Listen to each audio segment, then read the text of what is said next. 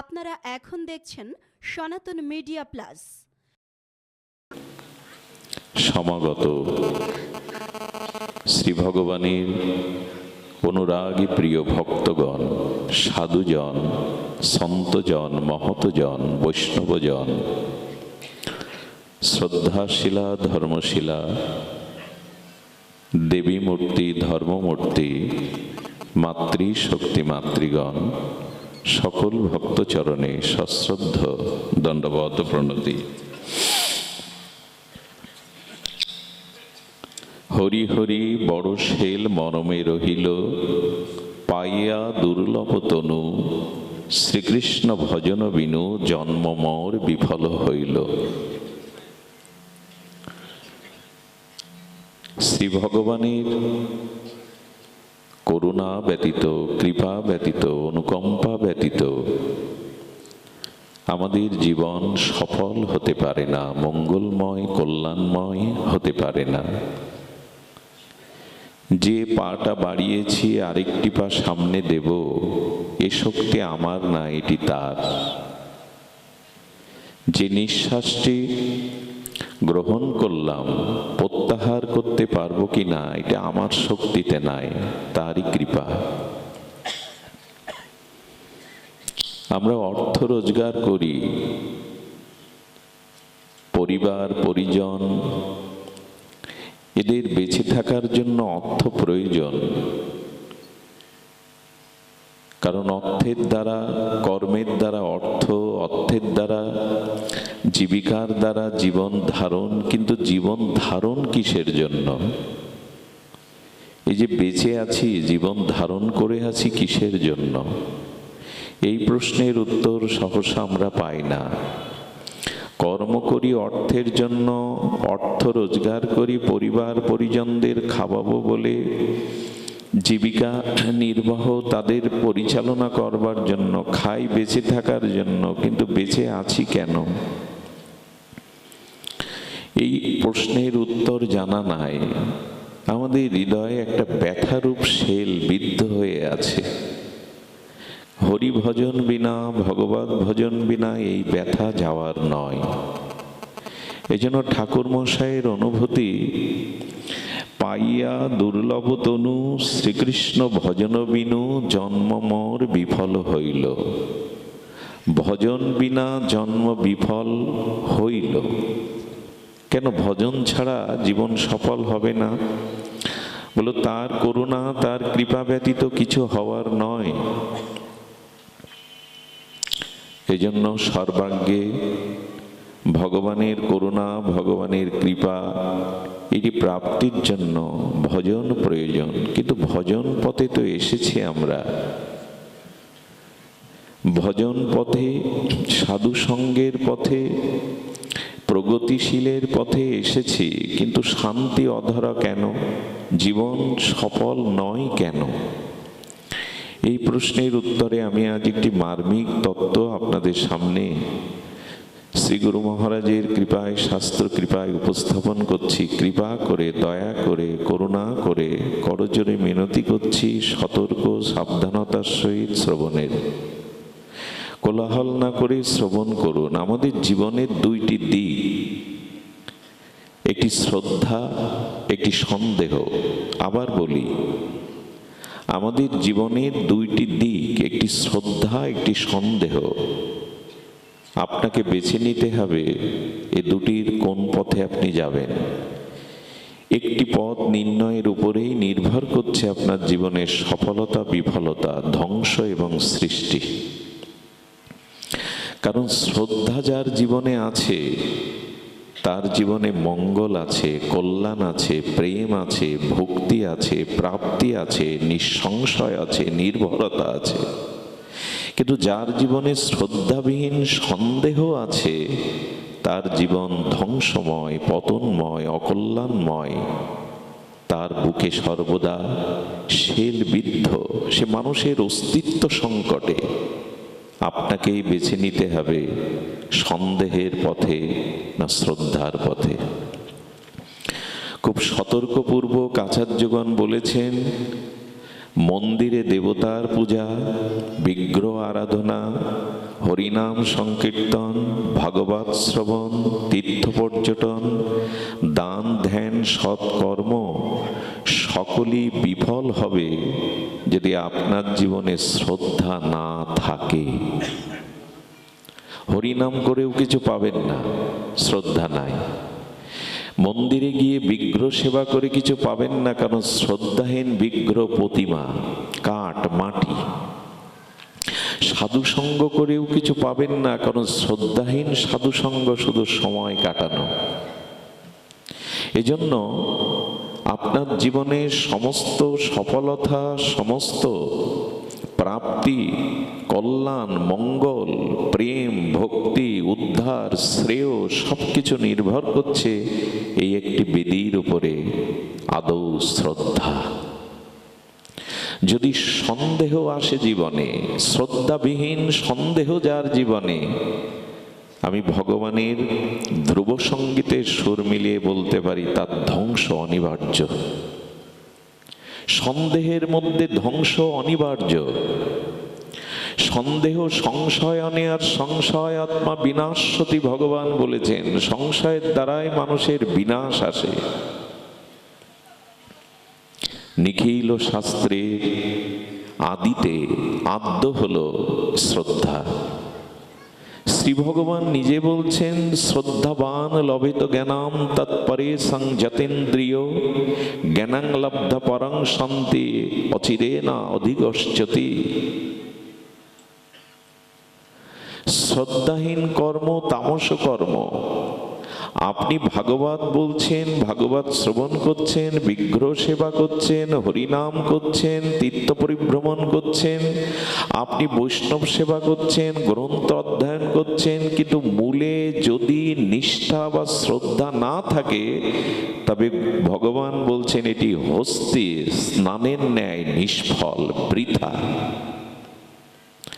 আরে গজ, হস্তি নির্মল স্বচ্ছ সরোবরে গিয়ে জলটা ঘুলিয়ে নেয়, পদ্মের শোভাগুলো বিনষ্ট করে দেয়, এরপরে স্নান করে উঠে সেই ভিজা গায়ে ধুলা মেখে কদ্দমাক্ত আরো কাদা মেখে নেয়। এই স্নানের অর্থই বা কি, সার্থকতা কি? তেমনি তোমার যদি শ্রদ্ধা না থাকে, তোমার সমস্ত প্রগতিশীল ভজন পথের সবকিছু বৃথা হতে, ব্যর্থ হতে বাধ্য। আছে তো আমাদের অস্খলিত শ্রদ্ধা। এজন্য সন্দেহ নয়, শ্রদ্ধার পথেই আমাদের পথ। কিন্তু আজ একটি কথা বলতে হয়, একবিংশ শতাব্দী পেরিয়ে আমরা বিংশ শতাব্দী পেরিয়ে একবিংশ শতাব্দীতে পদার্পণ করেছি। পৃথিবীতে অনেক পরিবর্তন ঘটে গেছে, বিপ্লব ঘটে গেছে। বিংশ শতাব্দী আমাদের রুচি বদলে দিয়েছে। বিংশ শতাব্দী আমাদের প্রগতি চরম উৎকর্ষ নিয়ে গেছে। বিংশ শতাব্দীতে আমাদের গতি বড় বড় দ্রুত হয়ে গেছে। সারা পৃথিবী এখন হাতের মুঠোয়। এক দেশ থেকে আর এক দেশে যুদ্ধ করা লাগছে, হাতি ঘোড়া নয়। আকাশ জয়, চন্দ্র জয়, মহাকাশ জয়, সবই তো হলো, সমুদ্র জয়। বৈদ্যুতিক পরিবর্তন হয়েছে, প্রযুক্তির পরিবর্তন হয়েছে, স্যাটেলাইট এসে সবকিছুই আমাদের হাতের মুঠোয় এনে দিয়েছে। সবকিছুর এত উন্নতি হলেও, সবকিছুতে এত অমৃত এলেও একটা বিষ উঠেছে সব ধ্বংস করার জন্য। বোঝা যায়। একটি ভারতে চিঠি পাঠাতে 1 মাস সময় লাগতো, এখন হাতের মুঠোয় আপনার সারা পৃথিবী এসে গেছে। প্রযুক্তির উন্নতি, এই যে বৈদ্যুতিক উন্নতি, রাস্তাঘাটের যোগাযোগ ব্যবস্থা এবং আকাশ পাতাল সবকিছুকেই জয় করে বিংশ শতাব্দী, একবিংশ শতাব্দী বিজ্ঞানের অগ্রযাত্রায় যেন চারিদিকে মনে হচ্ছে অমৃতের ছড়িয়ে দিয়েছে। কিন্তু সমুদ্র মন্থনে শুধু অমৃত ওঠেনি, বিষও উঠেছিল। আর বর্তমান বিজ্ঞানের এই অগ্রযাত্রার মধ্যে একটা বিষ উঠেছে, সেটা হলো শ্রদ্ধাহীন সন্দেহের বিষ। খুব মন দিয়ে শুনতে হবে, হৃদয় দিয়ে। আজ স্ত্রী স্বামীতে সন্দেহ, আজ পিতা পুত্রে সন্দেহ, আর সাধু বৈষ্ণবে সন্দেহ। সন্দেহ নেই কোথায়, শ্রদ্ধাই বা কোথায়? সব কিছুতেই আজকে সংশয় সন্দেহ প্রবেশ করেছে। আস্থা, বিশ্বাস, শ্রদ্ধা এটির বড় অভাব। কেউ কাউকে বিশ্বাস করতে পারছে না। সবার প্রতি কোথাও না কোথাও সন্দেহ কাজ করছে। এটি হলো বিংশ বা একবিংশ শতাব্দীর দুয়ারে দাঁড়িয়ে এটাই হলো বিষ। বিষ শান্তি দেয় না, বিষ কারো তৃপ্তি দেয় না। বিষ যন্ত্রণা কাতর হয়ে সবাইকে মেরে দেয়, ধ্বংস করে দেয়। সেই সন্দেহ বা সংশয়ের বিষ পৃথিবীতে ছড়িয়ে গেছে। এক রাষ্ট্র আর এক রাষ্ট্রকে বিশ্বাস করে না। আরে ঘরেই বিশ্বাস নেই, প্রতিবেশীতে বিশ্বাস নেই, স্বামী স্ত্রীতে বিশ্বাস নেই, পিতা পুত্রে বিশ্বাস নেই, গুরু শিষ্যতে বিশ্বাস নেই, শ্রদ্ধা নেই। সব নষ্ট হওয়ার পেছনে এই বিষবাষ্প, সন্দেহ, সংশয়। এখন এইসব শুনতে আপনারা আসেননি, কিন্তু আমি বাস্তবতা বর্জিত কথা বলতে পারি না। আমি বর্তমান প্রেক্ষাপটকে এড়িয়ে যেতে পারি না। একবার ভেবে দেখুন তো, আজ আমাদের শ্রদ্ধা কোথায়, আস্থা কোথায়, বিশ্বাসটি কোথায়? সব নষ্ট হয়ে বিষময় হয়ে গেছে পৃথিবীতে। সেটা হলো সংশয়। আজ সন্তানের প্রতি আমরা আস্থা শ্রদ্ধা রাখতে পারছি না। সন্তান পিতামাতার প্রতি, ধর্মের প্রতি কোথায় কোথায় আমাদের শ্রদ্ধাবোধ? এটাই হলো বর্তমান সময়ের বিষ। আর এই বিষেই সারা পৃথিবীতে প্লাবিত হয়ে মানুষের বুকে যন্ত্রণা। মানুষ আজ ধ্বংস কবলিত, ধ্বংসের পথে পথচারী হয়েছে শুধুমাত্র শ্রদ্ধার অভাবে। একটা দৃষ্টান্ত দেই। রামচন্দ্রের নির্মল চরিত্র, মর্যাদা পুরুষোত্তম চরিত্র অঙ্কন করেছেন বাল্মীকি, চরিত্র অঙ্কন করেছেন গোস্বামী তুলসীদাস। কিন্তু সেখানেও বলেছে, রামচরিত্রের উপরেও মাঝে মাঝে কিছু তার্কিকগণ তর্ক তুলেছে। তুমি জানকীকে বনবাসে দিলে কেন? তার অপরাধ কি? আঙুল তুলেছে, সংশয় তুলেছে, তবু তোলা উচিত নয়। ভগবানের কোনো লীলার মধ্যে ভুল নাই। তবু আমরা মানবিক দৃষ্টিকোণে, আমাদের এই মনুষ্য সমাজের দৃষ্টিতে, মা সীতাকে গর্ভবতী অবস্থায় তুমি বনে পাঠিয়ে দিলে ভগবান। এও আঙুল তুলল রঘুপতি রামের দিকে, তুমি বালিকে কেন বধ করলে? পেছন থেকে জন্তু জানোয়ারের মতো বালিকে বধ করে সুগ্রীবকে অধিকার দিয়ে দিলে। প্রশ্ন ভগবান রামচন্দ্রের বেলায় উঠেছে। দেখুন, সন্দেহ কি করে আর শ্রদ্ধা কি করে, এই প্রসঙ্গে আজকের আলোচনা। শ্রদ্ধা এবং সন্দেহ। তো সংশয়ের কথা যদি তুলি, সন্দেহের কথা উঠেছে। দশরথের প্রতি আঙুল অনেক উঠেছে। তুমি যে বাঘ মনে করে, হরিণ মনে করে শব্দবেদী বান মেরে অন্ধ মনির পুত্রকে বধ করলে, একবারও তোমার বিবেচনায় আসলো না সে হরিণ না মানুষ? আঙুল উঠেছে। তুমি তোমার স্ত্রী কইকেয়ীকে বললে, তোমার রূপ গুণে আমি এতটা মোহিত যে তোমার চরণেই আমি নিজেকে সঁপে দিয়েছি। বাবা, এরপরে বললেন, তোমার প্রতি প্রাণ মন সমর্পণ করে তোমার জন্য আমি অবেদ্য বধ করতে পারি, নারী বধ করতে পারি, শিশু বধ করতে পারি, ব্রাহ্মণ বধ করতে পারি। এগুলো অবদ্ধ বধ। এদের সকলের আঙুল উঠেছে। সীতামায়ের প্রতি আঙুল তোলা উচিত নয়, এবং সেটা যথাযথ। কিন্তু তার্কিকগণ তুলছে, মা গণ্ডির বাইরে কেন যেতে গেলে? কেন বা সোনার হরিণ ধরবার ইচ্ছা তোমার হলো? এসেছো বনবাসে প্রভুর সাথে, বনেই তো সুখে ছিলে, কেন সোনার হরিণ? শব্দ কমে যাচ্ছে। সব হয়, একটা শব্দযন্ত্র ভালো হয় না। জয় শ্রীরাধে, জয় গৌর সুন্দর। দুর্ভাগ্য। জয় শ্রীরাধে, জয় গৌর সুন্দর, জয় শ্রী রাধে, জয় রাধে, জয় রাধে। সুধীজন না, তো এই যে জয় শ্রী রাধে, এদের তারে লুচ আছে কোথায়? জয় শ্রী রাধে, জয় রাধে, সব নষ্ট করে দিল। জয় রাধে।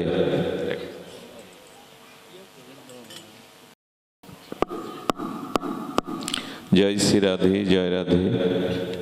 কানেকশনের সমস্যা। জয় শ্রী রাধে, জয় রাধে, জয় গৌর সুন্দর। ধ্যান দিন। বলছিলাম সীতামা তোমার সোনার হরিণ পাওয়ার ইচ্ছা কেন জাগলো? সোনার হরিণ হয়? বনে জঙ্গলে সোনার হরিণ কোথায় আসবে? আছো প্রভুর চরণে, বনবাসে সব ত্যাগ করে আনন্দেই তো ছিলে সোনার হরিণ। প্রশ্ন উঠেছে কিন্তু একজনের বিষয়ে কোনো সংশয় সন্দেহ ছিল না, ভরত।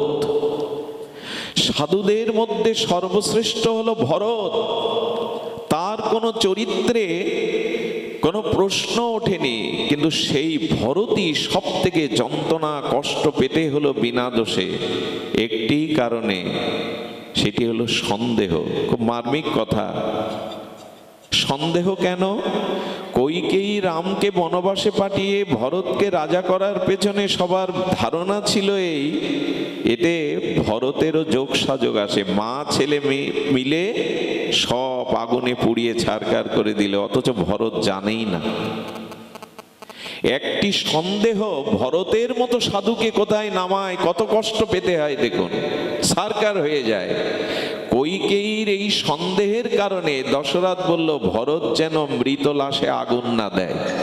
দশরথ সন্দেহ করেছিল কইকেয়ীর কথায় ভরতকে রাজা করার জন্য রামকে বনবাসে পাঠানো হচ্ছে, অথচ ভরত জানেই না নন্দীগ্রামে। মায়ের একটি সন্দেহের কারণে ভরতের মতো ঋষিতুল্য সাধু মধ্যে অগ্রগণ্য শ্রেষ্ঠ সাধু। জয় রাধে। কি করে হবে গো বাবা? জয় রাধে, জয় রাধে, জয় শ্রী রাধে। কি করে আলোচনা সম্ভব? বনবাসে পাঠিয়ে শান্তি পায়নি, তোমাকে হত্যা করে চিরদিনের মতো অযোধ্যার সিংহাসন নিয়ে নেবে। সব সন্দেহ সংশয়ের কারণ একটাও ভরত না। এর একটাই কারণ, মায়ের সন্দেহ, মায়ের সংশয়। ভরতের মতো ঋষিতুল্য সাধুগণ মধ্যে অগ্রগণ্য তার জীবনটা 14 বছর। কি কষ্ট, কি যন্ত্রণা, কি লোকের অপমান, এমন কি গুহাক চণ্ডাল পর্যন্ত অস্ত্র নিয়ে দাঁড়িয়ে, ভরত তোমার জন্য আমার প্রভু রাম আজ বনবাসে এই ত্যাগ বৈরাগ্যের জীবন যাপন করছে, আমি তোমাকে যেতে দেব না গঙ্গা পার হতে, আগে আমি যুদ্ধ করে তোমাকে পরাস্ত করব। সব সন্দেহ ভরতের উপরে, একটাই কারণের, মার এই সন্দেহ। একটি সন্দেহ একটি সংসারকে, একটি পরিবারকে, একটি জীবনকে, একটি রাষ্ট্রকে, একটি ভজনশীল ভজনানন্দী ভরতকেও শেষ করে দেয় সন্দেহ। মার কারণে ভরতের উপর আরোপিত হলো সকলের এই ঘৃণা। কিন্তু ভরতের চরিত্র কেমন দেখুন। যখনই কইকেয়ী বললেন তোমাকে রাজা করব বলে রামকে বনবাসে পাঠিয়েছি, তুমি খুশি না? আজ থেকে এই মুখে তোমাকে মা বলে ডাকাও অপরাধ। তুমি ডাইনি, তুমি পাষাণী, তুমি ভরতের মা হতে পারো না। আমার প্রাণারাম প্রভুকে বনবাসে পাঠিয়ে তুমি ছেলেকে রাজা করতে চেয়েছো, ডাইনি, পাষাণী। তোমার মতো মায়ের মুখদর্শন আমি 14 বছরই করব না। কোনো দোষ ছিল না, এত রামচরণে সমর্পিত ভরতের জীবন। কৌশল্যাও সংশয় করেছিল, তবে ভরত বিপদে গেল কি করে, ভরত এটা মেনে নিল কি করে? সুধীজন, যখন ভরত এসে আর কৌশল্যার সামনে দাঁড়িয়েছে, মা মা আমি তো তোমার কোলেই উঠতাম, একবার আমায় কোলে নাও, একবার করে নাও। কৌশল্যার তখনও সংশয় হচ্ছিল, এটা ওর অভিনয় নয় তো, শুধুই সন্দেহের কারণে। চরণে পড়ে বললেন, মা না খাওয়া সন্তানের মুখ তো কোনো মা দেখতে পারে না, তুমি যদি না পাও আমিও পাবো না। তখনই কৌশল্যার সন্দেহ গেল, রামকে কোলে করে বললেন, আমার রাম হারানোর বেদনা আমি তোর মধ্যেই পরিপূরণ করেছি ভরত। এই ভরতকেও সন্দেহ করেছিল কৌশল্যা। গুরু বশিষ্ঠ বললেন, ভরত তবে তোমাকে রাজ্যপদ দিয়ে গেছেন, তুমি রাজ্য সিংহাসনে আসীন হও। সাধু শিরোমণি ভরত বললেন, এই ত্যাগ বৈরাগ্যের মূর্তি, আমি অযোধ্যার সিংহাসন চাই না, আমি লোভী, ওর থেকে বড় সিংহাসন চাই। বলে, অযোধ্যার সিংহাসনের থেকে বড় পদ আর কি আছে? বললাম, আমি এক পদ চাই না, দুই পদও চাই। আমি অযোধ্যার সিংহাসনে এক পদ, কিন্তু রামচন্দ্রের রঘুপতির দুই চরণ পদ চাই, আমি একটি পদ চাই না। এই ভরতকেও সন্দেহ করল প্রজারা, মায়ের এই সন্দেহের কারণে। খুব ধ্যান দিয়ে শুনুন, অনুরোধ করছি মনোযোগ দিয়ে শোনার জন্য।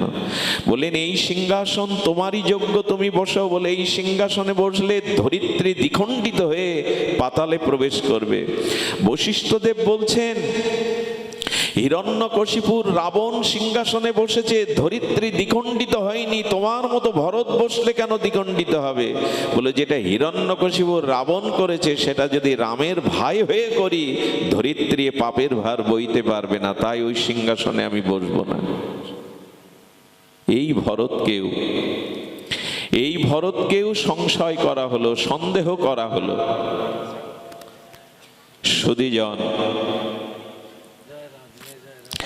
সুধীজন, এই ভরতকেও সংশয় করা হলো, যার চরিত্র এমন।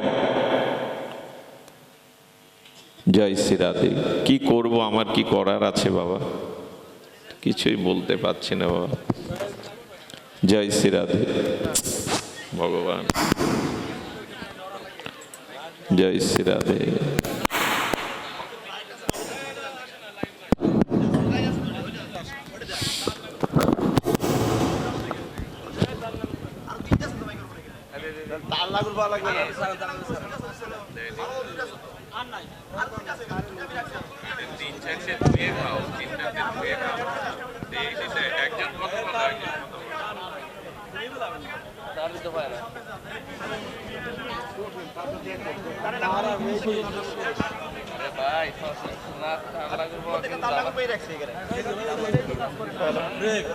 ভাগবতে বিঘ্ন হলে রসভঙ্গ হয়, এটা আমারই ভজন, কোনো অপরাধে এটি ঘটছে। জয় নিতাই গৌর প্রেমানন্দে হরি বল। তো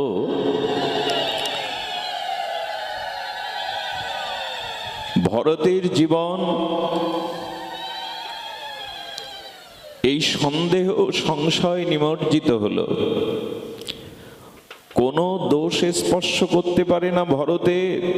চিত্রকূটে রঘুপতি রামচন্দ্রকে নেওয়ার জন্য সারথি রথ, অশ্ব, ঘোড়া, কিন্তু খালি পায়ে চলেছেন ভরত। খালি পায়ে যাচ্ছেন এই কারণে, আমার প্রভু এই পথ দিয়েই গেছে নগ্ন পায়ে, পায়ে পাদুকা নাই। কত কাকর, কত কণ্টক বিদীর্ণ হয়েছে। সুধীজন, ভরত রাস্তায় যাচ্ছেন নগ্ন পায়ে। যখনই তার পায়ে কণ্টক বিদীর্ণ হয়েছে, তখন নিজের চরণের ব্যথা অনুভব না করে অনুভব করেছে প্রভুর চরণে কতটা বেজেছিল এই কাটা। তিনি পথকে ভিজিয়ে চোখের জলে চলেছেন, আমার জন্যই প্রভু আজ বনগমন করেছেন। সব দোষ আমার, যা কিছু অপরাধ সব আমার। কেন কষ্ট পাচ্ছে ভরতের মতো ত্যাগ বৈরাগ্যবান সাধু? শুধুমাত্র সন্দেহের কারণে। কেন রাম রাজা হলে কইকেয়ীকে সম্মান দিত না? রাজমাতা রূপে সম্মান পেত না? এই বৈধব্য বেশ, দশরথের মৃত্যু, পুরো অযোধ্যাতে অশান্তির আগুন জ্বালিয়ে দেওয়া, সীতার মতো মাকে কত যন্ত্রণা কষ্ট করতে হলো, লক্ষণের সুখ ত্যাগ করে বনগমন, আর ভরতের যন্ত্রণা কষ্ট দুঃখ 14 বছর বর্ণনাতীত। এর একটাই কারণ, জগৎ সংসারকে বাল্মীকি জানাচ্ছেন সন্দেহ রামচন্দ্রকেও অযোধ্যাকেও শেষ করে দিয়ে আগুনে পোড়াতে পারে। একটাই কারণ, সন্দেহ। রাম রাজা হলে আমি দাসী হব, এই রামায়ণ কোনো কাব্য, শুধু কাব্য নয়, এটি আমাদের জীবন দর্শন। বাল্মীকি তার অপরোক্ষ অনুভূতি, তুলসীদাস গোস্বামী তার অপরোক্ষ অনুভূতিতে বলছেন, এই দেখো সন্দেহের কি পরিণাম। ভরত পাদুকা নিয়ে ফিরে এলো। তিনি ভোরবেলা সরজুতে স্নান করতেন না, রাত্র দ্বিপ্রহরে স্নান উচিত নয় কোনো যোগ ছাড়া, তবু করতেন। এই পাপীর মুখ কেউ ভোরবেলা দেখলে তার ভজন নষ্ট হবে। তিনি অযোধ্যাকে, তার স্ত্রীকে, তার মাতাকে বলেছিলেন, আমি যেখানে থাকবো কেউ যেন আমাকে দর্শন করতে না আসে, এই পোড়া মুখ যেন কেউ না দেখে, অভিশপ্ত মুখ। অথচ কোনো দোষই নেই ভরতের। 14টা বছর প্রভু খড়ম দোকানা অভিষেক করে ছত্র ধরে থাকলেন, দুগ্ধ আর ফল খেয়ে 14টা বছর কাটিয়েছেন এক কাপড়ে, যে প্রভু এক বসনে আছেন। প্রভু ফলমূল খেয়ে বেঁচে আছেন, আমি মুখে অন্য কিছু দেব না। মাটি খুঁড়ে মাটির নিচে থেকেছেন, যে আমার প্রভু ভূমিতে শয়ন করেন, আমি তার দাস। দাস আর প্রভু এক শয্যায় শয়ন করতে পারে না, মাটির নিচে শয়ন করেছেন। এই সব কষ্টের মূলে হলো একটি সন্দেহ। দয়া করে জীবন থেকে এই সন্দেহ সংশয় যদি না তাড়াতে পারেন, শ্রদ্ধা যদি, বিশ্বাস যদি আপনার জীবনে না আসে, তবে সবই ব্যর্থ। এই সংশয়,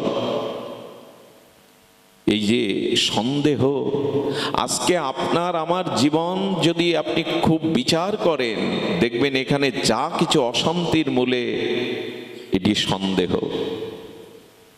শ্রদ্ধা এটি না হলে এই রাজ্যে প্রবেশ ঘটবে না। এই জন্য প্রথমেই বলেছেন আদৌ শ্রদ্ধা।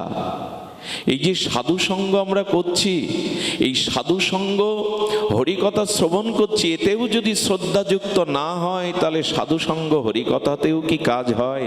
শ্রদ্ধা কি করে শুনুন। এক চোর, তিনি চুরি করেছেন এক রাজার বিশেষ কর্মচারীর বাড়ি, প্রভাবশালী কর্মচারী রাজার। এখন যেহেতু রাজার পার্ষদ এবং প্রভাবশালী, এই জন্য বহুবিধ সোর্স পাঠিয়ে তাকে ধরবার জন্য ব্যাকুল চেষ্টা চলছে। ও চুরি করতে করতে, দৌড়াতে দৌড়াতে, ভোরবেলা পাঠ হচ্ছে এক জায়গায়, ভোরবেলা অনেক আশ্রমেই পাঠ হয়, মঙ্গল আরতির পরে যখন পাঠ হচ্ছে বসে গিয়েছে। ওদের হাত থেকে বাঁচবার জন্য, ধরা পড়ার জন্য সাধু আসরে বসে গেছে। সাধু পাঠ করছেন যে যিনি ভগবানের নাম কর্ণে নেন, শ্রী গুরুদেবের চরণাশ্রয় করেন, তার পুনরপি জন্ম হয়, দ্বিতীয় জন্ম হয়। পাঠ সমাপ্তের পরে এই কথার উপরে শ্রদ্ধা রেখে, বিশ্বাস রেখে চরণে পড়ে বললেন, আমায় দীক্ষা দিন, আমার দ্বিতীয় জন্ম দিন। বললেন, আরে পরে বলে এখন প্রভাত, যদি না বাঁচি, দ্রুত আপনাকে চরণে আশ্রয় দিয়ে কর্ণে হরিনাম দিয়ে তাকে দীক্ষা দিলেন। যাও, তোমার পুনর্জন্ম হলো। সংস্কারেণ দ্বিজশ্চতে, পুনর্জন্ম হয় দীক্ষা পাওয়ার পরে। পিতামাতার রক্তমাংসের পিণ্ড যে শরীর, গুরুদেব আরেকটি মানস শরীর দিয়ে দেন ভজনের। এতে যদি শ্রদ্ধা আসে তো কি হয় দেখুন। যখনই তার শ্রদ্ধা এলো, আমার দ্বিতীয় জন্ম হয়েছে, চুরি করেছিলাম গতকাল, মানে গত জন্মে, আমার আর পাপ নেই। এই শ্রদ্ধা বিশ্বাস অটুট এলো, তাকে রাজার সেনারা ধরল। বিচারের কাঠগড়ায় গিয়ে বলছেন, তুমি চুরি করেছ। বলো, আমি চুরি করিনি। বলে, প্রমাণ দিতে হবে। কি প্রমাণ? এক জ্যোতিষী তান্ত্রিক এনে বলল, লোহার শাবলটাকে গরম করে লাল রক্তাক্ত করে হাতে দেওয়া হবে, যদি জড়িয়ে ধরতে পারো, আগুনে অঙ্গ না পড়ে, হাত না পড়ে, তবে বুঝবো তুমি সাধু, চুরি করনি। সহাস্যে বিশ্বাসে এই লাল টকটকে অগ্নিময় শাবল, লোহার শলাকা হাতে নিয়েছে। চুরি করেছি গত জন্মে, ভোরে দীক্ষা হয়েছে, মানে আমার নূতন জন্ম হয়েছে, আমার নূতন জন্ম হয়েছে, এই জন্মে আমার পাপ নাই। শাবলের আগুন তার হস্তকে পোড়াতে পারেনি। রাজা তখন বললেন, আগুনেও যে দগ্ধীভূত হয় না এমন সাধুকে চোরের কাঠগড়ায় তুলেছে, আমি তোমাদেরই প্রাণদণ্ড দেব। এমন একজন মহৎ সাধুকে তোমরা চোরের কাঠগড়ায় দাঁড়িয়েছ। ওদের যখন সাজা ডেকে দেবে তখনই দরদ এলো, মমতা এলো, পরে দুঃখের হৃদয় দ্রবীভূত হয়ে বলল, রাজা আমি চুরি করেছি আবার করিনি। বলে সে আবার কেমন কথা? চুরি করেছো করনি মানে চুরিটা করেছিলাম গত জন্মে, এই জন্মে আমার কোনো পাপ বা চুরির দোষ নাই, এই জন্য শাবল আমাকে পোড়ায়নি। পূর্ব বৃত্তান্ত খুলে বললেন। রাজার চোখে জল এলো। দীক্ষার মাধ্যমে, গুরুচরণ আশ্রয়ের মাধ্যমে তোমার এত বিশ্বাস হয়েছে যে তোমার পুনর্জন্ম হয়েছে, এই জন্মে পাপ নেই। তুমি আমারই রাজ্যে রাজপুরোহিত হয়ে থাকো, আজ থেকে আমি তোমাকে রাজপুরোহিতের মর্যাদা দিলাম, শুধুমাত্র শ্রীগুরুচরণে বিশ্বাসের কারণে। আমি গল্প শোনাচ্ছি না আপনাদের, এটি ভক্তমাল চরিত্র। শ্রদ্ধা যদি কোনো বিষয় আসে, আজও মীরার সামনে বিষ দেয়া হলো, রানা বিষ দিল মীরাকে, এই সেদিনের ঘটনা। মীরাকে বিষ দিল, মীরাকে যখন বিষ দেয়া হলো, মীরার সামনে বিষের রং কেমন হয় গো? কালকোট বিষ তো কালো রং হয়। রানা গিয়ে বলেছে তার সেবককে, গিয়ে বলো এটা জগন্নাথের চরণামৃত। মীরার হাতে যখন দিয়েছে, মীরা দেখছে এটা কালো। চরণামৃত কি কালো হয়? যখনই মীরার পাশে একজন বলছেন, ও পান করিস না মীরা, তোকে বিষ খাইয়ে মারবার জন্য ষড়যন্ত্র করে বিষ পাঠিয়ে চরণামৃত বলা হচ্ছে, মীরা বললেন, আমি বিষ মনে করেছিলাম, কিন্তু এখন এটা বিষ নয়, অমৃত। কেন? তো সেবক বলছে জগন্নাথের অঙ্গে শৃঙ্গার করা ছিল, ওইটা অভিষেক করতে গিয়ে জগন্নাথের গায়ে যে শৃঙ্গারের কালো রং ওর মধ্যে মিশে গেছে, এটা চরণামৃতই। যেই বলেছে চরণামৃত, ভগবানের অভিষিক্ত চরণামৃত শ্রদ্ধা এসে গেছে মীরার।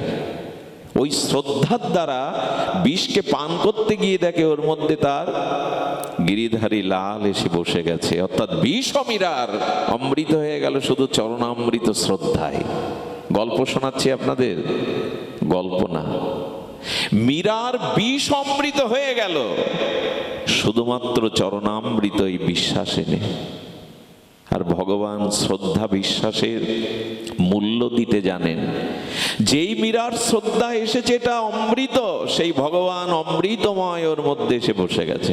ভগবান যদি এসে বসে, সে তো অমৃত হবে। ভগবান শঙ্করকে আর সমুদ্র মন্থনে কালকূট বিষ দেয়া হলো। এই কালকূট বিষ পান করলেন, যেটা ব্রহ্মা বিষ্ণু দেবতারা কেউ নিতে চায়নি। যে বিষে জগৎ পুড়ে ছারকার হয়ে যাবে, সেই বিষ শঙ্কর দুহাত ভরে পান করলেন। বললেন, এটা আপনার বিষ মনে হচ্ছে না? পার্বতী বলছেন। বলেন না, কারণ কি জানো? সমুদ্র মন্থনে কচ্ছপের রূপ ধরে ভগবান সেই পর্বতকে ধারণ করেছিলেন পিঠে। তো ভগবান যে সমুদ্রের মধ্যে গমন করে, ভগবানের চরণে স্পর্শে, অঙ্গ স্পর্শে সমুদ্র অমৃত হয়ে গেছে, ও সে বিষ থাকতে পারে না। শঙ্কর এই বিশ্বাস করে বসেছেন। এটা জোর করে চাপিয়ে দেওয়া আপনাদের উপর কোনো কথা না। শঙ্কর বিশ্বাস করেছেন কুর্ম অবতারে ভগবান এই পর্বতকে ধারণ করেছেন, যে পর্বতে আর দেবতা অসুরগণ মন্থন করছিলেন বাসুকি নাগ দিয়ে। বলেন, ভগবান সমুদ্রে প্রবেশ করেছে মানে তার চরণ অঙ্গ অভিষিক্ত হয়ে, এতে বিষ কোথায়? আচ্ছা, বিষ গিয়ে কণ্ঠ নীল হয়ে গেল, শিব ঠাকুরের ক্ষতি হলো না, মরল না কেন? বলে, ভগবান শিবের বিশ্বাস ছিল বিষ লাঞ্ছে বা বুকে মিশলে তো মরবো, কিন্তু আমার বুকে আছে রঘুপতি রামচন্দ্র, রঘুপতি রামের নাম। অমৃত বিষকে কি করবে? ওখানে বিষ স্থান নিতে পারবে না। নীলকণ্ঠ হয়ে গেল। বিষই ভগবান নীলকণ্ঠ রূপে তিনি জগতে পূজিত হলেন। বিষ বুকে যায় না। যেখানে রাম থাকে, রাম নামে শ্রদ্ধা থাকে, ভগবান হৃদয়ে থাকে, সেখানে বিষও ক্ষতি করতে পারে না। এই শ্রদ্ধা আছে তো আমাদের। আর শ্রদ্ধা, সন্দেহ আর সংশয় সব ডুবে গেল। দীক্ষা নেওয়ার পরেও সন্দেহ, ইনি গুরুদেব তো, এনার যথার্থ গুরু শক্তি আছে তো? হরিনাম নিলে হয়তো যেই সন্দেহ করবেন হরিনামে মৃত জীবন ফিরে পায়, আজ এ বিশ্বাস কই আমাদের, হরি কথাতে হরিনামে বিশ্বাস কই। শুধু কি তাই, প্রহ্লাদের বিষও সেদিন অমৃত হয়ে গেছিল বিশ্বাসে, কারণ প্রহ্লাদ বিশ্বাস করেছিল অনু পরমাণুতে সবখানে আমার ভগবান।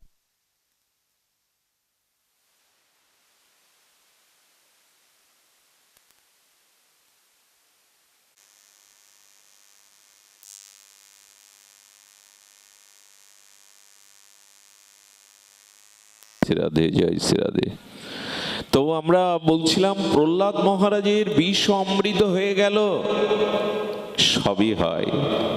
শ্রদ্ধা কাকে বলে জানেন? মহাপ্রভু যাচ্ছেন দক্ষিণ ভারতে যাচ্ছেন, একটা সরোবরের সিঁড়ির বসে একজন বৃদ্ধ গীতা পাঠ করছেন, আর সবাই তাকে পাথর ছুঁড়ে মারছে। মহাপ্রভু সেই পাঠকের পাঠে মনোনিবেশ দেখে, জয় শ্রী রাধে, জয় রাধে, জয় রাধে, জয় শ্রী রাধে, যে বসেছে ওনাকে সরিয়ে দাও না, জানে না কিছু। জয় শ্রী রাধে, জয় শ্রী রাধে।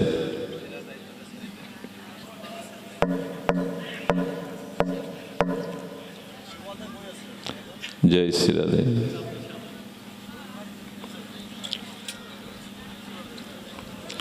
জয় শ্রী রাধে। এত মানুষ বাড়ি ফিরে যাবে, আজ আর পাঠ হয়ে গেছে। জয় রাধে বাবা, জয় রাধে। আপনারা যারা দূরের মানুষ আছেন, মা বোনেরা, যদি আকাশ খারাপ হয় ধীরে সুস্থে সাথীদের নিয়ে যাবেন, ব্যতিব্যস্ত না হয়ে, পথে ভ্রান্ত না হয়ে আমরা বিশ্রামী করি। আসলে দুর্ভাগ্য, আজ এমন একটি বড় সুন্দর মনোময় ভাগবত নিকেতনে আমরা আজ এই যান্ত্রিক ত্রুটির কারণে অনেক রসাভাস হয়ে গেল। তো পাঠ করছেন, পাথর ছুটছে, মহাপ্রভু বলছেন তাকে পাথর মারছো কেন? বলো গীতা পাঠ জানে না, লেখাপড়া জানে না, ভুলভাল উচ্চারণ করে, এই জন্য নিষেধ করেছি, শোনে না। মহাপ্রভু গিয়ে পাশে বসলেন, দেখছেন চোখের জলে গীতার পৃষ্ঠা ভিজে যাচ্ছে, শ্রদ্ধান্বিত হয়ে পাঠ করছেন। মহাপ্রভুকে দেখে এই গীতা পাঠক বৃদ্ধ বলছেন, প্রভু আপনি? বলে গীতা পাঠ করছো, উচ্চারণ ভুল, কিন্তু কেন তুমি কাঁদছো? বলো গীতার পৃষ্ঠাতে, জয় শ্রী রাধে, ভয় নাই আপনাদের, এইখানেও বিশ্বাস রাখুন, এইখানেও শ্রদ্ধা রাখুন, ভগবত নিকেতনে আমাদের কোনো অমঙ্গল হবে না। জয় শ্রী রাধে। তো বলছেন তুমি কেন পাঠ করছো, তোমার অঙ্গ কেন শিহরিত হচ্ছে? বলে গুরুদেবকে বলেছিলাম লেখাপড়া জানি না গুরুদেব। বলেন প্রতিদিন গীতার পৃষ্ঠা খুলে যেমন হোক পড়বি, আর ওই পড়তে পড়তে দেখি গীতার অক্ষরের মধ্যে, পৃষ্ঠার মধ্যে গোবিন্দ অর্জুনকে রথে সারথি রূপে দাঁড়িয়ে দর্শন দিচ্ছেন, তাই তো আমি কাঁদি, তাই তো গীতা পাঠ শুনে আমি চোখের জলে ভেসে যাই। গুরুদেবের কথার প্রতি বিশ্বাস রেখে কৃষ্ণ দর্শন হয়ে গেল। মহাপ্রভু জড়িয়ে ধরে বললেন, এই পৃথিবীর শ্রেষ্ঠ গীতা পাঠক তুমি, গীতা পাঠের যে ফল ভগবত দর্শন সেটা তোমার হয়েছে, সার্থক তুমি যে তোমার গীতা পাঠে কৃষ্ণ দর্শন হয়েছে। এখানেও শ্রদ্ধা, এখানেও শ্রদ্ধা, এখানেও বিশ্বাস। আজ এটি আসুন আমরা ফিরিয়ে আনি। এই শ্রদ্ধা বিশ্বাস যেখানে নাই সেখানে কোনো কিছুই নাই। তাই লব্ধা সুদর লবমিদাং বহু সম্ভবন্তে মনুষ্য অনত্ত নিত্য মিহ ধীর।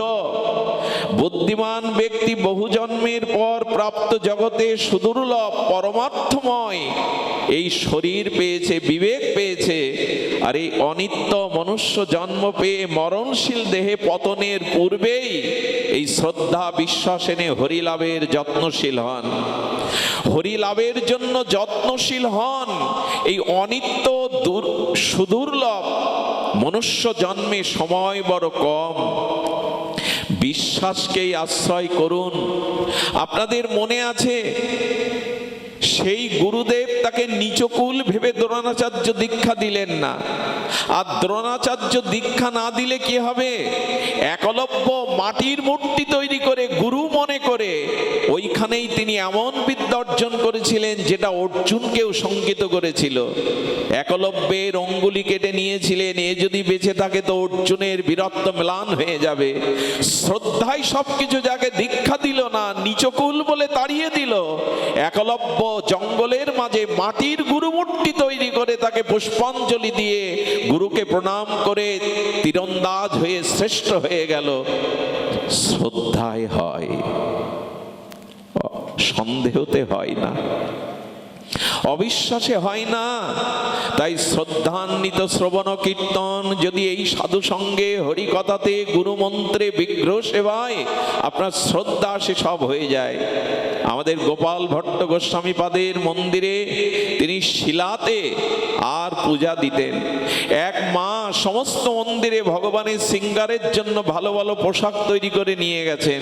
গোপাল ভট্ট গোস্বামীর সেই শিলাতে গিয়ে বললেন, বাবা এই সিঙ্গারের পোশাক এনেছি, এটি তুমি তোমার বিগ্রহকে পরিও। গোপাল ভট্ট গোস্বামী সেই শিলার দিকে তাকিয়ে বলছেন, পোশাক পরাতে গেলে তো বিগ্রহের হস্তপদ মূর্তি লাগে, আমার তো শিলা। প্রভু এই মা এনেছে, তুমি পারো না মূর্তি রূপে প্রকাশ হতে? যদি মূর্তি হয়ে প্রকাশ হতে তোমাকে সিঙ্গার করতাম, পোশাক পরিয়ে বড় আনন্দ পেতাম। সকালবেলা মন্দিরের দুয়ার খুলে গোপাল ভট্ট গোস্বামী দেখলেন তার সেই কালো শিলার থেকে রাধারমণ মূর্তি প্রকাট হয়ে গেছেন, রাধারমণ মূর্তি প্রকাট হয়ে গেছেন। এটিও শ্রদ্ধা বা বিশ্বাসের নমুনা। আজ পর্যন্ত ভগবত প্রাপ্তি, প্রেম প্রাপ্তি যা কিছু হয়েছে তাই শ্রদ্ধার কারণে। মনে পড়ে আপনাদের এক ভণ্ড প্রতারক লাল কাপড় পরে নদী পার হচ্ছে, মাঝি চরণে পড়েছে শুনেছি, আমি পার করছি বটে কিন্তু ভব সংসার গুরু বিনা পার করতে পারে না, আপনি আমার গুরুদেব দীক্ষা দিন। বললো টাকা পয়সা আছে, গুরুদেবার দক্ষিণা দেওয়ার আছে? বলে আছে। যা আয় করেছি সব গাটিতে গুজে রেখেছি, চরণে ছড়িয়ে দিল। আর তার কানে মন্ত্র দিল 10 হাত, কি আর দেব? ঠকিয়ে তার কাছে পয়সা নিয়ে বলল 10 হাত, গুরু মনে করে মন্ত্র মনে করে নৌকা বায় আর বলে 10 হাত 10 হাত 10 হাত। এই 10 হাতে তার চোখের জল আছে, হৃদয় দ্রবীভূত হয়। মা দশভুজা দুর্গা এসে বললেন, তোর চোখের জল আমি সহ্য করতে পারি না, আমি তোকে কৃষ্ণ মন্ত্রে দীক্ষা দেব। এই মন্ত্রের দ্বারাই তিনি ভগবানকে প্রাপ্ত হলেন। 10 হাত কোনো মন্ত্র হতে পারে? হতে পারে না। আপনাদের বলি, শ্রদ্ধা হারাবেন না। এক গুরুদেব চাতুর্মাস্য ব্রতের 1 মাস নিয়ম সেবা ব্রতে, কার্তিক ব্রতে এক রাজার বাড়ি যেতেন। রাজা তার শিষ্য, রানী তার শিষ্য। সুধীজন, রাজা রানী 1 মাস শ্রীগুরু চরণ সেবা বন্দনা করে আর গুরুদেবকে পেয়ে ধন্য হতেন। রানীমা ঋতুবতী হয়েছেন। রজস্বলা হওয়ার পরে গুরুদেবের সেবা তিনি 5 দিন দিতে পারেননি। ওই রানীর একান্ত দাসী যুবতী সুন্দরীকে পাঠিয়েছেন, যাও গুরুদেবের চরণ অভিষেক করো, গুরুদেবকে আরতি করো। আর এই যুবতী সুন্দরী যখন গেছে তখন এই গুরুদেবের মস্তিষ্ক বিকৃত হয়ে বললেন, আমি তোমাকে স্ত্রীর মর্যাদা দেব, আমাকে গ্রহণ করো। আর তাকে মালা দিয়ে, সিঁথিতে সিঁদুর দিয়ে তাকে পাশে বসিয়েছে। রানীমা পুষ্প স্নানের পরে রাজাকে নিয়ে যখন দেখছে যে তার দাসী গুরু মায়ের স্থানে বসেছে শয্যায়, মুখ নিচু করে যখন রানী চলে আসবে, রাজা বললেন, কোথায় যাচ্ছ? আজ থেকে ও তোমার দাসী না, আজ থেকে ও গুরু মাতা। পারবো তো আমরা এরকম শ্রদ্ধা আনতে? পারবো তো? বলেন, আজ থেকে গুরু মাতা, দুজনের চরণ অভিষেক করো, দুজনকে বন্দনা করো, দুজনকে আরতি করো। 15টা দিন রাজা রানী গুরু মা মনে করে নিজেদের দাসীকেও গুরু মায়ের মর্যাদা দিলেন। রথে করে যখন নিয়ে যাচ্ছেন, বনে গুরুদেব বলছেন, ভালো মন্দ 1 মাস পেয়েছেন প্রসাদ, বললেন ক্ষুধা লেগেছে। ঋষির আশ্রমে একটা বৃক্ষ থেকে ফল আনলেন। ফল আনার পরে ওই লাল ফলটা মনে করছে, রাজার দাসীকে আমি স্ত্রী রূপে গ্রহণ করেছি, তাতে অশ্রদ্ধা এসেছে আমার পথে, যদি বিষ খাইয়ে মেরে দেয়, বিষ ফল। বলে, রাজা এই ফলের নাম জেনে এসো। ঋষির আশ্রমে গিয়ে বললেন, ঋষিবর, আমার গুরুদেব এই ফল পাবে, যদি নাম বলতেন। বললেন, গুরুদেবকে বলো ফলটা চিনলে ওর মধ্যে নাম পাবে। গুরুদেব এনে ফলটা যখন দুই ভাগ করেছেন, দুটো দৃশ্য দেখতে পাচ্ছেন সিনেমার পর্দার মতো, চলচ্চিত্রের পর্দার মতো। একটি পর্দাতে দেখতেন যে রাজা রানী পুষ্পরথে বৈকুণ্ঠে যাচ্ছেন, আর এই গুরুদেব আর তার গুরুমা রূপে যাকে গ্রহণ করেছেন তিনি নরকে যাচ্ছেন জমের দ্বারা, আর ফলের মাঝখানে লেখা রয়েছে কর্মফল। শ্রদ্ধায় রাজা রানীকে বৈকুণ্ঠ গতি দিল আর গুরুদেবের পতন ঘটিয়ে দিল। যদি বলেন আমি যে গুরুদেব পেয়েছি, আমি যে সাধু পেয়েছি উপযুক্ত নয়, কিন্তু আপনার শ্রদ্ধা যদি যথাযথ হয়, গুরুদেব যোগ্য না হলেও আপনার শ্রদ্ধা একদিন আপনাকে তরিয়ে নিয়ে যাবে। একথাই বলছে শ্রদ্ধার এত বড় ক্ষমতা। আসলে ভগবান, বিগ্রহ, হরিনাম, সাধুসঙ্গ এগুলি প্রথম না, প্রথম হলো শ্রদ্ধা। যদি শ্রদ্ধাও থাকে পাষাণের মধ্যেও ভগবান জেগে উঠবে। শ্রদ্ধা চাই, সেটা আজ কোথায়? শাস্ত্রে বলেছে যে যদি বৃন্দাবনের ধুলি মনে করে, ব্রজ ধুলি মনে করে যদি ব্রজের ধুলি মাখতে পারো, ধুলি নয় এটি, এটি রেণু, ব্রজ রেণু, তবে তোমার প্রেম হয়ে যাবে। রাধা কুণ্ডে বাবাজি মহারাজ স্নান করছেন। চৈতন্য চরিতামৃতে কবিরাজ কৃষ্ণ গোস্বামী লিখেছেন, এই কুণ্ডে যে করে একবার স্নান, রাধা সমপ্রেম কৃষ্ণ তারে করে দান। বলেন এই রাধা কুণ্ডে যে একবার স্নান করে, রাধা সমপ্রেম কৃষ্ণ তাকে দান করে। বাবাজি মহারাজ স্নান করতে নেমে কাঁদছেন, কই আমার তো হলো না, আমার তো প্রেম হলো না, আমার তো হলো না। এই বলতে বলতে ডুব দিয়েছেন শ্রদ্ধায়, আর ভেসে ওঠে না, আর ভেসে ওঠে না। ভাসতে ভাসতে মানস গঙ্গায় গিয়ে তাকে পাওয়া গেল, আর অষ্টসাত্ত্বিক প্রেমময় দেহটা পাওয়া গেল। সেই প্রেমময় দেহে বলছেন আপনি এখানে ভেসে এলেন, ওই এক ডুবেই তার প্রেম হয়ে গেছে। আমরাও তো শত ডুব দিলাম রাধাকুণ্ডে, কেন প্রেম হলো না? শ্রদ্ধার অভাব। ইটের পরে ইট দিলে প্রাচীর হয় না, যদি মাঝখানে সিমেন্ট বা মশলা না দেন। ঠিক তদুপরি জীবনে যদি শ্রদ্ধা না থাকে, বিশ্বাস না থাকে, তবে সবই শেষ হয়ে যাবে। অনুরোধ করব, সংশয়কে, সন্দেহকে যদি ঠকেনও আপনি, তবে শ্রদ্ধা থাকলে, বিশ্বাস থাকবে, ঠকাবে এ ক্ষমতা জগতে কারো নাই, এ ক্ষমতা জগতে কারো নাই। এই জন্য দয়া করে বিশ্বাস রাখুন। মনে পড়ে আপনাদের বিল্বমঙ্গল, যিনি কৃষ্ণ কর্ণামৃত লিখে মহাপ্রভুকেও পরম আনন্দ দিয়েছেন এই বিল্বমঙ্গল ঠাকুর। তার আবেশ কেমন জানেন? তিনি ব্রাহ্মণ পুত্র, তবু নদীর ওপারে চিন্তা নামক এক পতিতার কাছে যেতেন। এত প্রবল আসক্তি যে বাবার শ্রাদ্ধের দিনে মনে করেছে আমি খাইনি বলে, আমার বাবার শ্রাদ্ধ কর্ম উপবাস বলে আমার চিন্তাও খাইনি। আসক্তি হলে যা হয়। আর এত আসক্তি, এত তার প্রতি বিশ্বাস, চিন্তা আমায় ফেলবে না। বিল্বমঙ্গল ব্রাহ্মণ সন্তান, পণ্ডিত, তবু চিন্তার প্রতি তার আসক্তি, বিশ্বাসের কম নাই। মধ্যরাত্রে পিতার শ্রাদ্ধ কর্ম ছেড়ে আর চিন্তার কাছে চলেছে, হয়তো না খেয়ে আমার জন্য অপেক্ষা করছে। এই দেখুন, এক পতিতার প্রতি এত বড় আসক্তি, শ্রদ্ধা, বিশ্বাস তাকে কোথায় নিয়ে গেল। নদী পার হতে গিয়ে দেখে ঝঞ্ঝাভাত, ঝড় বৃষ্টির গভীর রাত্রে মাঝি নাই। দেখছে একটা ভেলা ভেসে আসছে, আর এই ভেলাকে অবলম্বন করে ওপরে গেলেন, কিন্তু ওটা ভেলা ছিল না, পচা গলার লাশ। আচ্ছা, গন্ধটা তার নাকে আসেনি? এরপরেও অসুবিধা কেন বাবা? জয় রাধে বলে গন্ধটাও আসেনি। বলো না, ওই আসক্তি, ওই যে তার প্রতি টান, অনুরাগ, গন্ধটাও পায়নি। প্রাচীর বন্ধ হয়ে গেছে চিন্তার। একটা সাপ জরাগ্রস্ত হয়ে পড়ে আছে, সাপের ল্যাজটাকে মনে হচ্ছে দড়ি, আমি আসবো বলে চিন্তায় দড়ি রেখে দিয়েছে।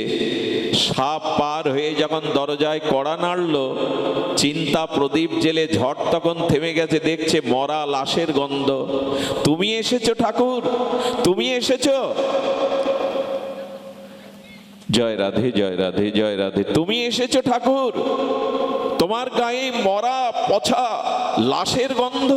বললো লাশ নয়, তুমি তো ভেলা পাঠিয়েছো। আহারে মোহ কিন্তু শ্রদ্ধা, তার প্রতি বিশ্বাস অনুরাগ দেখুন। বলেন আমি দেখতে চাই কোন পাঁচিলের দড়ি আমি তোমার জন্য রেখেছি, নদীতে কোন ভেলা ভাসিয়ে রেখেছি। এসে দেখে বড় অজগর সাপ। বলে এটা যদি তোমার দড়ি হয় ঘাটে রাখো, যেখানে তুমি ভেলাটা তুলেছো এসে দেখে পচা গলা লাশ। সঙ্গে সঙ্গে চিন্তা, ঘরে এনে কাপড় বদলিয়ে স্নান করে দিয়ে মাথায় হাত দিয়ে বললেন আমার প্রতি তোমার এত শ্রদ্ধা, এত অনুরাগ, আচ্ছা আমার মাথায় হাত দিয়ে কথা দাও তো। খুব ধ্যান দিয়ে শুনুন, কথা দাও, আমি যা চাইবো দেবে। বলে তোমাকে অদেয় কিছু নাই, জীবন দিয়েছি, সমস্ত বিশ্বাস নিগড়ে তোমাকে দিয়েছি, তোমার প্রতি আমার পূর্ণ অনুরাগ। মাথায় হাত দিয়ে বললেন কথা দাও, এই পচা গলা পাপিষ্ঠার শরীরের প্রতি তোমার যে শ্রদ্ধা অনুরাগ বিশ্বাস, আজ থেকে তুমি যুগল রাধা মাধবের প্রতি এই বিশ্বাসটা দেবে। বলো তুমি দেবে, আমাকে না পেয়ে তুমি রাধা মাধব পেয়ে যাবে, কথা দাও। চিন্তার প্রতি তার অটুট বিশ্বাসে কথা দিয়ে দিলেন। চিন্তা তাকে কি করলেন জানেন? তিলক মালা কণ্ঠে দিয়ে আর সকালবেলায় অরুণর আগে তার কাঁধে একটি ঝোলা নিয়ে বললেন কৃষ্ণ নাম নিয়ে ব্রজের পথে চলো, বৃন্দাবনের পথে চলো। আমার প্রতি যে বিশ্বাস অনুরাগে যদি তুমি গোবিন্দকে দিতে, তুমি ভগবান পেয়ে যেতে। এই বিশ্বাস শ্রদ্ধায় আজ কাঙাল হয়ে ভজন করতে করতে চলেছে। কিন্তু সংস্কার কি সহজে যায়? স্নানরত এক যুবতী মহিলাকে দেখে আর তার মনে হয়েছে এই তো চিন্তার মতো রূপ যৌবন। মোহিত হয়ে বৃক্ষতলে বসে নারীর সেই স্নান দেখছে। নারীটি ছিল পরম ভক্তা, পরম বৈষ্ণবী। বলে সাধু আমার দিকে দৃষ্টি দিয়েছে, কিন্তু সন্দেহ নয়। স্নান করে কলসি কাকে নিয়ে গৃহে ফিরে যাচ্ছে, পেছনে পেছনে বিল্বমঙ্গল চলেছে। দুয়ারে গিয়ে বসেছে। সুধীজন ধ্যান দিন, দুয়ারে গিয়ে যেই বসেছে স্বামীর কাছে গিয়ে বললেন আমি আর পাচ্ছি না, আমাকে স্নান দেখেছে, আমার পথে এসেছে, কি করব? বললেন ওকে বিশ্বাস করো, সাধু সাধু কখনো ক্ষতি করতে পারে না। বললো সাধু আপনি আশ্রয় নিন, কিন্তু কথা হলো রাতে চিন্তাকে আমার কাছে আসতে হবে। সেই রাতেই ওই বিশ্বাস করা বিল্বমঙ্গলের অন্ধ করে দিয়েছিল যাতে এই দৃষ্টি আমি না দেই। সেই খোপার কাটা নিয়ে অন্ধ করে দিয়েছিল। এই বিল্বমঙ্গলই ব্রজে রাধা মাধবকে পেয়েছিল শুধুমাত্র চিন্তার বিশ্বাসে। সুধীজন এই আবহাওয়ায় হয়তো আমাদের মনও চঞ্চল, আমরা হয়তো পাঠ আর এগিয়ে নিতে পারবো না। শুরু করেছিলাম বিশ্বাস দিয়েই যেন আমাদের জীবন এমনি করে ভক্তির পথে চলে। আজকের এই অনুষ্ঠানে যাদের উদ্দেশ্যে তাদের পিতামাতার কল্যাণ হোক। আপনারা ব্যথা কষ্ট নিয়ে যাবেন না, হয়তো এটাই আমাদের ভবিতব্য ছিল।